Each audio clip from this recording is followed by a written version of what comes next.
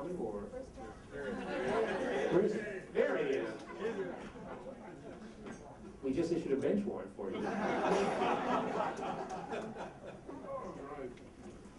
Let's look at the court.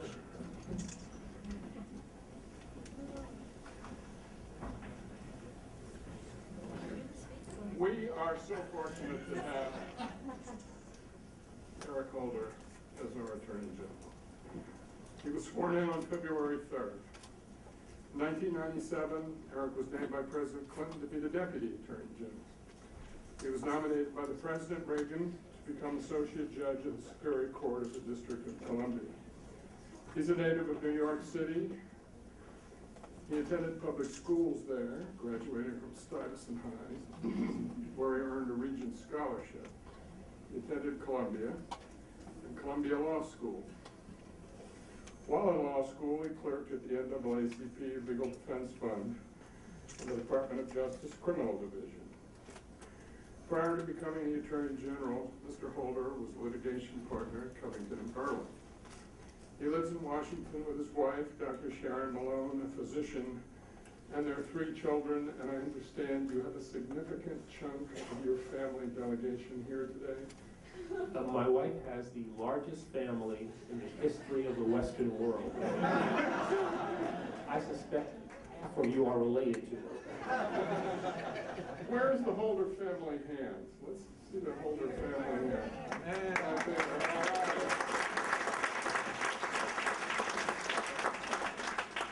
Eric has received numerous awards in recognition of his professional and civic contributions, including the Department of Justice Special Achievement Award, D.C. Bar Association's Beatrice Rosenberg Award, George Washington University Martin Luther King Jr. Medal for Outstanding Service in Human Rights, and the District of Columbia Bar Association recognized Mr. Holder as its Lawyer of the Year.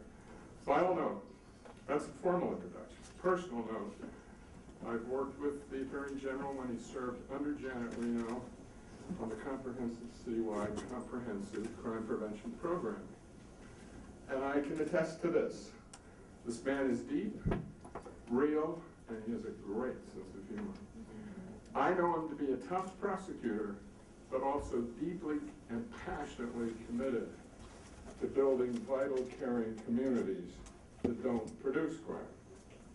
In addition to his wonderful sense of humor, it is his values that I so deeply respect. At a town hall meeting on fatherhood and youth violence, he said this: "The plain truth is that youth violence is far too common. There's no single cause, no simple solution. But we know one important contributor is the absence of a responsible, loving father. Any man who can create a child must also help in a meaningful way to raise that child. Of all the titles I've held in my life, lawyer, prosecutor, judge, and now Attorney General, the one I'm most proud of is father. Welcome, the Attorney General."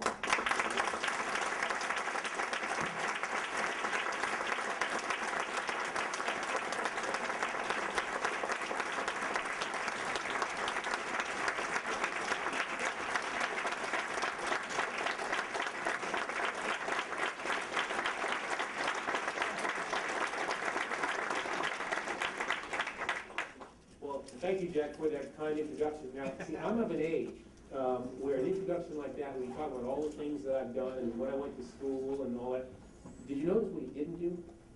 He didn't put any dates. And when you get to be my age, that's much appreciated, you know? People, especially when I talk to young people, I think they think I graduated from Columbia during the Lincoln administration or something like that.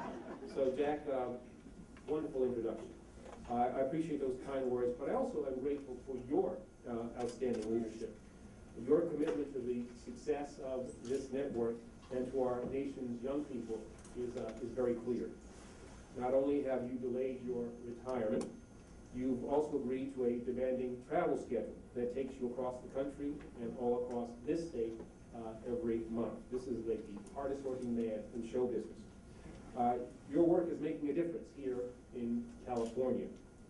I had a chance to speak with some representatives of the network just a few minutes ago, clear that what you all are doing is having a measurable impact on the lives of people here in California, and I think can have a measurable impact on the people of the United States. Your guidance is helping today's Justice Department meet its obligations to combat crime, to protect the safety of our communities, and to ensure that all Americans have the opportunity to improve their lives and to fulfill their potential. Now, I'm here today to discuss the work and the responsibilities that we all share. Responsibilities to ourselves, responsibilities to each other, responsibilities to our communities, and responsibilities to the alarming number of children and young people who have been victims of, who have been perpetrators of, and who have been witnesses to gang violence. This conversation is critical. I want to thank Mayor Kevin Johnson for hosting us, and let me thank each of you for your participation and for your engagement. In the cities that you lead and in the communities that you serve, the next chapter of our nation's history will be written. Our future progress depends on our current priorities.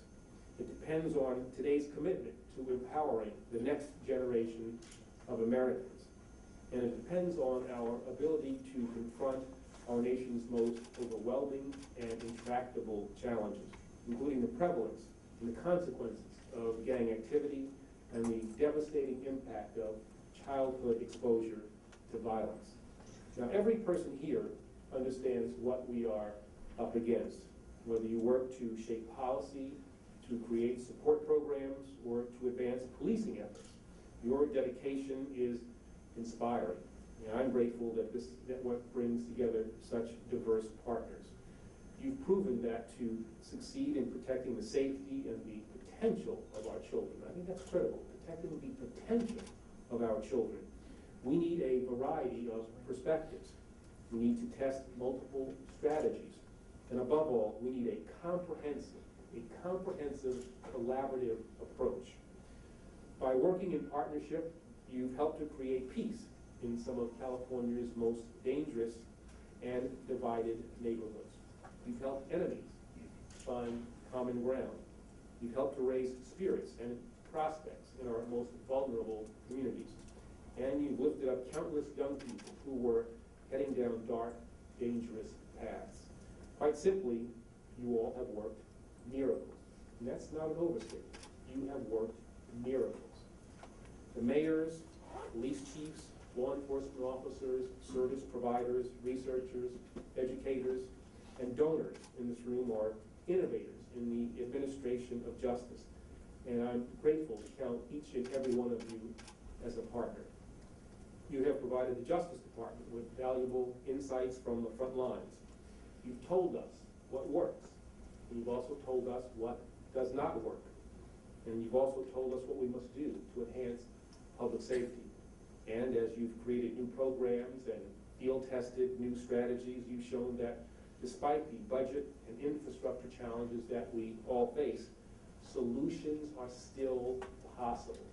Regardless of the issues that we have to face when it comes to infrastructure and budget, solutions are still possible.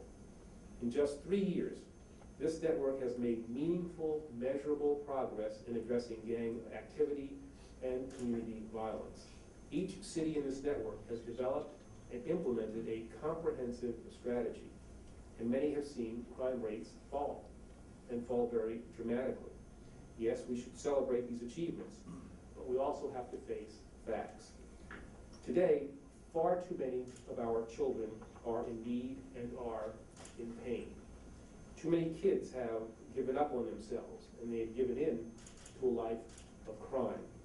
Too many communities are ravaged by gang violence. Too many families have been destroyed. Too many lives have been lost.